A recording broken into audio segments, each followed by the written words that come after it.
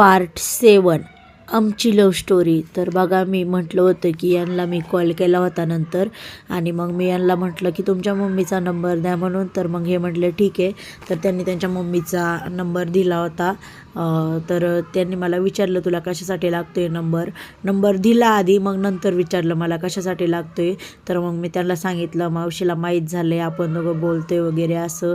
मग मी मावशीला सांगितलं असं असं आहे.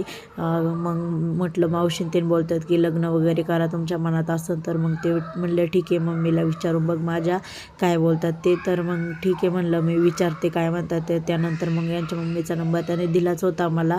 मग मी मावशीला सांगितलं तूच कॉल कर, मी नाही करत, ते काय बोलतात ते बघ. मग यांच्या मावशीने म्हणजे माझ्या मावशीने फोन केला यांच्या मम्मीला. तर त्यांची मम्मी म्हटली ठीक आहे असं त्यांच्या मनात. तर मग मी 2 दिवसांनी, मला आता सध्या काम चालू आहे, 2 दिवसांनी मी येते मुलीला बघायला. तर मावशी बोलली ठीक आहे मग येऊन जा तुम्ही. तर इथून मोर खूप छान लव्ह स्टोरी आहे. ऐकण्यासाठी नक्की आपल्या चॅनलला सबस्क्राईब करा. तुम्ही सबस्क्राईब करत नाही बघून पण प्लीज आपल्या सपोर्ट करा चॅनलला.